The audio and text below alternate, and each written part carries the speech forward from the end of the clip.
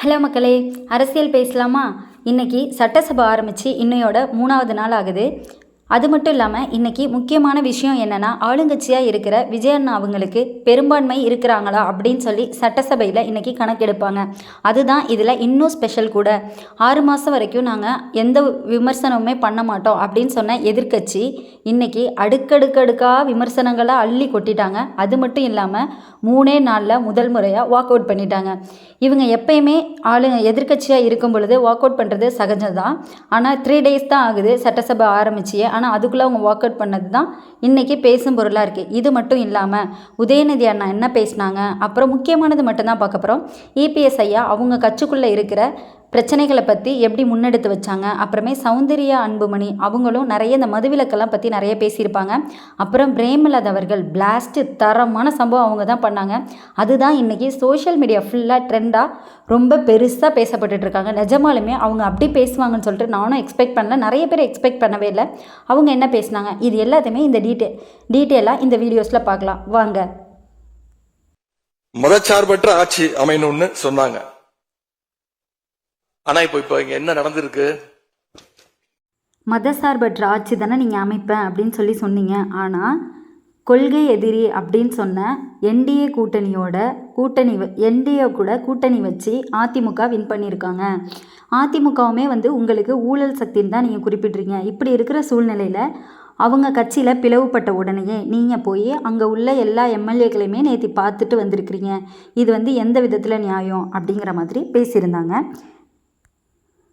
உறுப்பினரை அந்த கட்சி தலைவருக்கே தெரியாம, அந்த கட்சி தலைவருக்கு தெரியாம திருட்டுத்தனமாக இந்த ஆட்சிக்கு ஆதரவு தர வச்சிருந்தீங்க.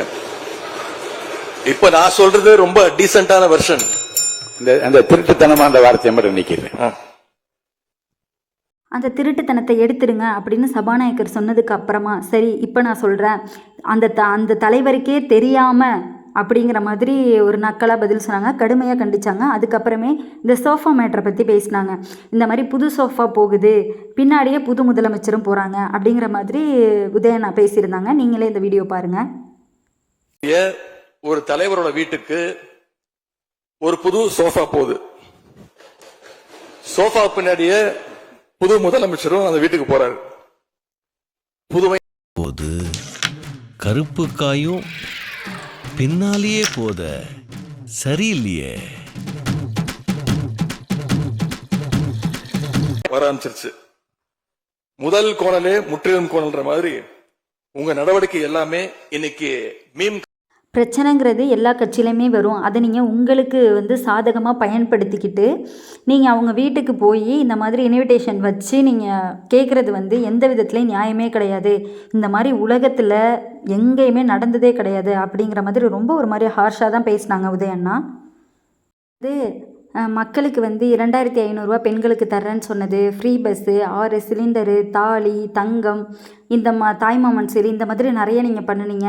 அதுக்கான முயற்சியே இல்லை, அதை பற்றியும் நீங்கள் இது வரைக்கும் பேசவே இல்லை. அதனால் மக்கள்லாம் உங்கள் மேலே அதிருப்தியில் இருக்காங்க அப்படிங்கிற மாதிரியும். இப்போ நீங்கள் நிறையா நீங்கள் பேசினதுக்கும் இப்போ மாற்றம்னு சொல்லி பேசினதுக்கும் இப்போ உங்களோட அரசியலுக்கும் நிறைய டிஃப்ரென்ஸ் இருக்குது. இதனால் மக்கள் உங்களோட ஆட்சியை ஒரு மீம் கண்டனாக தான் பார்க்குறாங்க.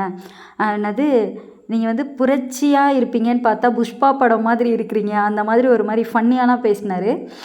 நெக்ஸ்ட்டு இபிஎஸ் ஐயாவோட டர்ன். அவங்க என்னென்ன பேசினாங்க அப்படின்னு பார்த்துடலாம். கட்சியிலே வருவது எல்லா இயல்பு எல்லா கட்சியிலும் வருகின்றது. அப்படி வருகின்ற அந்த சூழ்நிலையிலே ஒரு தரப்புக்கு முதலமைச்சர் உள்ள ஆதரவு தெரிவிக்கிறது எந்த விதத்தில் நியாயம் என்று எனக்கு தெரியவில்லை. ஒரு முன்னுதாரணமாக இருந்துவிடக் கூடாது என்பதற்கு தான் முதலமைச்சருடைய கவனத்திற்கு நான் கொண்டு வருகின்றேன். இபிஎஸ் ஐயா என்ன பேசினாங்க அப்படின்னா, எம்ஜிஆர் காலத்திலிருந்தும் அம்மா ஜெயலலிதா அம்மா காலத்துலேருந்தும் நான் இந்த சட்டமன்றத்தில் இருக்கிறேன். என்னை ஒருமனதாக எல்லாருமே தேர்ந்தெடுத்து இத்தனை வருஷமாக நான் பணியாற்றிட்டு வரேன். அதுவும் இல்லாமல் இப்போ நடைபெற்ற சட்டமன்ற தேர்தலில் நான் கூட்டணி கட்சிகளோடு சேர்ந்து 47 எம்எல்ஏக்களோட நான் வெற்றி பெற்றிருக்கேன். இப்படி இருக்கிற சூழ்நிலையில் உள்கட்சிகளுக்குள்ள பிரச்சனை வர்றது சகஜம்தான். ஆனால் இதை நீங்கள் என்கரேஜ் பண்ணுற மாதிரி நீங்கள் பிரிஞ்ச கட்சியில் போய் ஒரு தரபட்சமாக நீங்கள் சப்போர்ட் பண்ணுறது எந்த விதத்தில் நியாயம்னு எனக்கு தெரியவே இல்லை. இது ஒரு இளைஞர்களுக்கு ஒரு முன் உதாரணமாக போயிடும். அப்படிங்கிறதுக்காக தான் இந்த இடத்துல நான் இதை சுட்டி காட்டுற அப்படிங்கிற மாதிரி ஒரு மாதிரி கஷ்டமாக தான் பேசியிருந்தாங்க. பார்க்குற நமக்கே ஒரு மாதிரி கஷ்டமாக தான் இருந்தது. ஒரு மதுக்கடையை மூடுனா அதற்கு பக்கத்துல ஒரு 4-5 சந்து கடைகளை திறந்து விடுகிறார்கள். அது தமிழகம் முழுக்க இருக்கிறது. இதில் இவங்க ஃபுல்லாகவே டாஸ்மார்க்கை பற்றி தான் பேசியிருந்தாங்க. என்ன சொன்னாங்க அப்படின்னா, நீங்கள் ஒரு கடையை மூடுனீங்கன்னா நிறைய கடைகள் வந்து இந்த சந்தில் வந்துலன்னு ஆரம்பிச்சிடுறாங்க. இதெல்லாம் நீங்கள் முழுமையாக அடைச்சிங்கன்னா தான் உங்களுக்கு வந்து முழு வெற்றியே. தமிழக மக்களையும் தாய்மார்களையும் நீங்கள் தான் காப்பாற்றணும். எத்தனையோ இளைஞர்கள் வந்து போதைக்கும் குடிப்பழக்கத்துக்கும் அடிமையாகி வீணாக போகிறாங்க. இதை வந்து நீங்கள் முழு கண்காணிப்போடு பார்த்துக்கணும், இதை முற்றிலுமாக அழிக்கணும் அப்படிங்கிற மாதிரி நிறைய பேசியிருந்தாங்க. அப்புறம் நெக்ஸ்ட்டு வந்து பிரேமலதா அவர்கள் பேசியிருந்தாங்க. இதுதான் ரொம்ப பிளாஸ்டான விஷயம். நிறைய பேசினாங்க அவங்க. அதில் 2 முக்கியமான விஷயத்தை மட்டும் நம்ம பார்ப்போம். ரொம்ப போல்டாக பேசியிருந்தாங்க. எல்லாருமே அவங்க ஸ்பீச்சுக்கு ஃபயராக தெரிக்க விட்டாங்க. அப்படி என்ன பேசினாங்க அப்படின்னு பார்க்கலாம். ஃபஸ்ட்டு வந்து பிரேமலதா அவர்கள் எதை பற்றி பேசினாங்க அப்படின்னா, முதல்வர் அவர்கள் வந்து வெளிப்படையான ஆட்சிதான அமைப்புன்னு சொன்னாங்க. அப்படி இருக்கும் பட்சத்தில் முதல்வர் வீட்டுக்கு வாகனத்தில் ஒருத்தர் முகத்தை மூடிக்கிட்டு வந்தாரே, அவர் யாருன்னு உங்களால் விளக்கம் கொடுக்க முடியுமா? மக்களை வந்து இந்த மாதிரி பொய்யான வாக்குறுதிகள்லாம் கொடுத்து நீங்கள் ஏமாத்துறீங்க. இதெல்லாம் வந்து குதிரை பேரம் வச்சு தான் நீங்கள் பெரும்பான்மையை வந்து பெற்றீங்க அப்படிங்கிறதுக்கு இது எல்லாமே வந்து ஒரு ஆதாரமாக அமையுது. அந்த மாதிரி நிறைய ஒரு மாதிரி கடுமையாக பேசினாங்க. ஆக்சுவலாக இதை பற்றி வேறு யாருமே பேசல. இதுக்கு தனி கட்ஸ் நிஜமாலுமே வேணும் தான். அவங்க எப்படி பேசியிருக்காங்க நீங்களே பாருங்க. சந்திக்க யார் முகத்தை மூடிக்கொண்டு அன்று வாகனத்தில் சென்றார்கள் என்பதை நிச்சயமாக மக்களுக்கு தெரியப்படுத்த வேண்டும் என்பதை இந்த நேரத்திலே நான் கேட்டுக்கொள்கிறேன். ஏன்னா அதற்கு காரணம் குதிரை பேரம் என்றால் இதைவிட ஒரு தலைகுனிவு இந்த வரலாற்று சிறப்புமிக்க அவையில் எதுவுமே கிடையாது. நிச்சயம் முதல்வர் அதற்கு பதில் சொல்வார் என்று நான் எதிர்பார்க்கிறேன். நெக்ஸ்ட்டு வந்து பார்த்திங்கன்னா, ரத்தன் பண்டிட் அப்படிங்கிறவர் வந்து விஜயண்ணாவுக்கு தனிப்பட்ட முறையில் அவங்களோட ஜோதிடர் அப்படிங்கிற விஷயம் வந்து நம்ம எல்லாருக்குமே தெரியும். இது வந்து தேர்தலுக்கு முன்னாடியிலேருந்து 2 வருஷமாகவே பேசப்பட்டுருக்கு. விஜயண்ணா அவங்க பேச்சை கேட்டு தான் கோவிலுக்கு போகிறாங்க, நல்ல நேரம் பார்த்து தான் எல்லா விஷயமுமே செய்கிறாங்க அப்படி இப்படின்னு சொல்லிட்டு நிறைய டாக்ஸ் வந்து எலெக்ஷன்ஸ்க்கு பிஃபோர்லேருந்தே போயிட்டுருக்குது. அப்படிப்பட்ட நிலமையில் இப்போ பதவியேற்று 3வது நாளே வந்து அவங்களுக்கு அரசு பதவி கொடுத்து கையெழுத்திட்டிருந்தாங்க. இதை வந்து வன்மையாக நான் கண்டிக்கிறேன். அவங்களுக்கு வந்து என்ன குவாலிஃபிகேஷன் இருக்குது? உங்களுடைய பர்சனலான ராஜகுருங்கிறத தவிர வேறு என்ன இருக்குது? உங்களுக்கு அவர் ராஜகுருனா நீங்கள் வந்து அதை உங்கள் வீட்டில் தான் வச்சுக்கணும், அரசு பதவி போட்டு கொடுக்கக்கூடாது அப்படிங்கிற மாதிரி ஒரு மாதிரி போல்டாக பேசினாங்க. இதுவுமே மக்கள் மத்தியில் ரொம்ப நல்ல வரவேற்பை பெற்று நல்லா பேசியிருக்காங்க அப்படிங்கிற மாதிரி எல்லாரும் பேசிட்டு இருக்காங்க. அதை என்னன்னு பார்த்துருங்க.